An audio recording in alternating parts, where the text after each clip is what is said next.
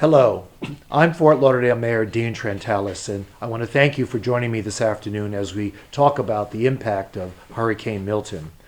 Joining me today are Acting City Manager Susan Grant, our Police Chief William Schultz, our Fire Chief Stephen Golan, and our Public Works Director Alan Dodd.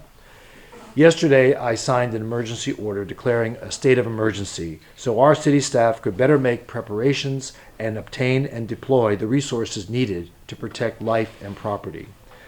While our concerns go out to the cities along Florida's west coast as Hurricane Milton moves toward our state at extremely dangerous Category 5 storm, we are encouraged by the latest forecast changes that have lessened the projected impacts on Fort Lauderdale and the southeastern part of our state.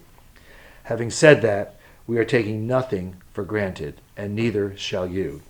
Our biggest challenge over the coming days will be the potential for flooding.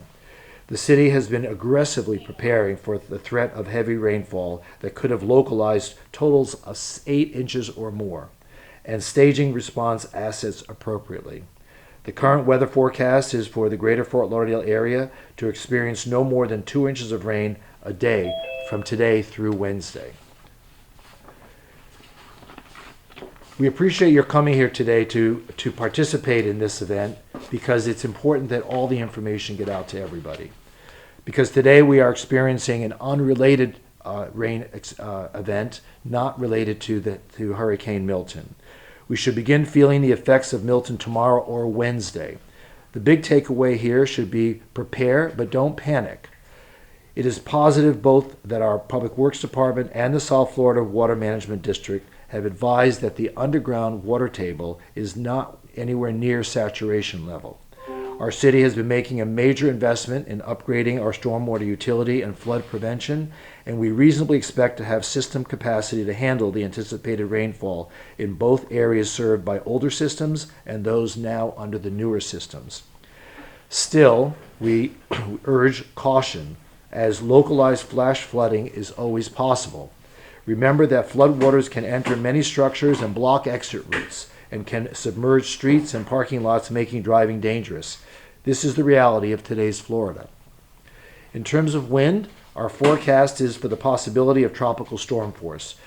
These winds as early as Tuesday night, but more likely Wednesday afternoon, could be upon us. Please remember that these are forecasts. While the science of tracking storms has greatly improved in recent years, everyone must be aware that storm tracks can change and the intensity can vary. As such, I urge everyone to take precautions and follow our traditional hurricane advice. Make sure you are stocked up on needed supplies for yourself, your family, and secure your property, including your pets. Please also remember any elderly or vulnerable neighbors who could use some assistance. Please make sure you are aware of who they are and that you're there to help them. Public Works crews have been in the field over the weekend and today making assessments of needs and evaluating areas of concern. I myself was out there yesterday and I've seen how Public Works has already staged various pumps throughout the most affected regions, so I want to thank Public Works for being proactive on this. Again, we have redeployed resources, including pumps and vacuum trucks that can be used to clear flooding in the low-lying areas. We have also added additional resources on standby at strategic locations. We continue to offer sandbags to residents who need them. Today, 2 sites will be open from 9 p.m. or as long as supplies last.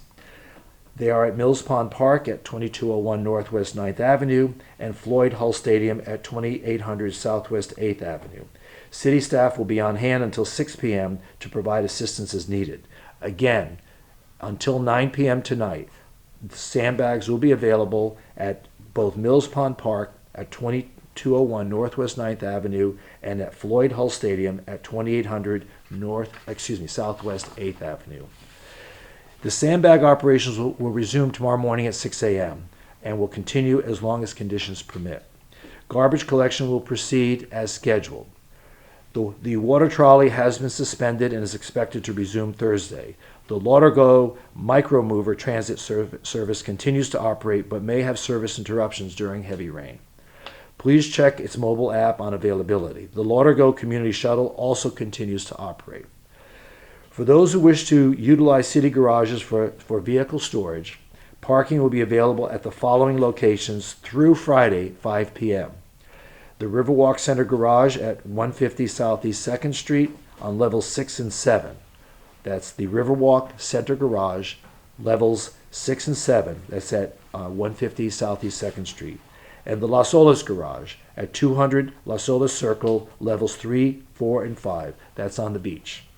Parking regulations will continue to be enforced at all other locations. Also, we are delaying the annual State of the City speech. As you know, it was scheduled for Wednesday night. It will now be Monday night, October 14th. The community reception will still be at the War Memorial Auditorium and will again start at 5 p.m. The State of the City will begin at 7 p.m. as originally scheduled. All people, everyone, welcome to attend, and we appreciate your being there next Monday. This has been a deadly and active hurricane season.